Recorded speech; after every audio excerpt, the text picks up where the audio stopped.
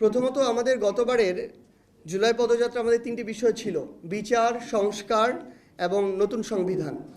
তো সেখানে আমাদের এই যে বিচারিক প্রক্রিয়া, এই চলমান প্রক্রিয়াটি আমাদের কর্মসূচির প্রত্যেকটা বক্তব্যের অংশ এবং আমাদের রাজনৈতিক কর্মসূচির অংশ। এটা শুধু পার্টি হিসেবে জাতীয় নাগরিক পার্টি এনসিপির চাওয়া নয়। আমরা মনে করি যারা জুলাই অভ্যুত্থানে অংশগ্রহণ করেছে, যেই দলেরই হোক, যেই ধর্মের হোক, যেই মতের হোক, প্রত্যেকেই তাদের জায়গা থেকে চাইবে যে আমাদের এই যে প্রয়োজনীয় সংস্কারগুলো, যেগুলো গণভোটে রায় হয়েছে, সেই সংস্কারগুলো হতে হবে এবং যারা এই স্বৈরাচারী শক্তি ছিল, যারা এই গণহত্যার নির্দেশদাতা, গণহত্যার সাথে জড়িত, তাদেরকে বিচারিক প্রক্রিয়ার মধ্যে নিতে হবে। আমরা আজকে আমাদের স্বরাষ্ট্রমন্ত্রী জনাব সালাউদ্দিন আহমেদের বক্তব্য শুনেছি। সেখানে শহীদ পরিবার এবং জুলাই যোদ্ধা আমাদের যারা রয়েছেন তাদেরকে নিয়ে যে আয়োজন আমাদের মাননীয় প্রধানমন্ত্রীও ছিলেন। সেখানে স্বরাষ্ট্রমন্ত্রী জনাব সালাউদ্দিন আহমেদ স্পষ্টভাবে বলেছেন যে এই আওয়ামী লীগ হচ্ছে গণহত্যাকারী রাজনৈতিক দল, রাজনৈতিকভাবে এই আওয়ামী লীগের পতন হয়েছে এবং দল হিসেবে আওয়ামী লীগের বিচার করা হবে। আওয়ামী লীগের দাফন হয়েছে দিল্লিতে এবং এই আওয়ামী লীগ বাংলাদেশের রাজনীতিতে আর কোনোদিন ফিরে আসা সম্ভব নয়। আমরা চাই বিএনপির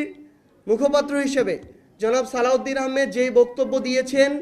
এই বক্তব্য, কথা এবং কাজে আমরা যেন এটার বাস্তবায়ন দেখতে পাই এবং আমরা প্রত্যাশা করি গণঅভ্যুত্থানে অংশগ্রহণকারী রাজনৈতিক দল হিসেবে বিএনপির প্রত্যেকটি নেতাকর্মী তাদের অন্তরে এই চাওয়াটি ধারণ করে।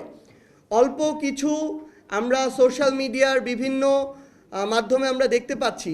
যে বেশ কিছু মানুষ, যাদের নাম বলে আমরা তাদেরকে ওই গুরুত্বটুকু আরোপ করতে চাই না, তারা জুলাইকে নিয়ে বা এই অভ্যুত্থানকে নিয়ে স্বৈরাচারের পক্ষে, খুনিদের পক্ষে, গণহত্যাকারীদের পক্ষে, যারা 1400 মানুষকে খুনের নেতৃত্ব দিয়েছে, শাপলায় গণহত্যা ঘটিয়েছে, পিলখানায় গণহত্যা একটা ঘটিয়েছে,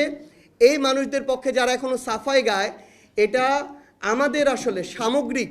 আমরা যারা জুলাই একসাথে অংশগ্রহণ করেছিলাম, সেটা বিএনপি বলেন, জামায়াত বলেন, এনসিপি বলেন, অন্যান্য রাজনৈতিক দল আছে যারা বলেন, এটা আমাদের সামগ্রিক একটা দায়বদ্ধতা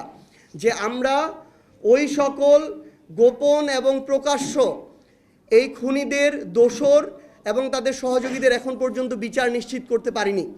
তাদের যদি বিচারের রায় হতো এবং এগুলোর যদি কার্যকারিতা থাকতো, তাহলে আজকে তারা কখনোই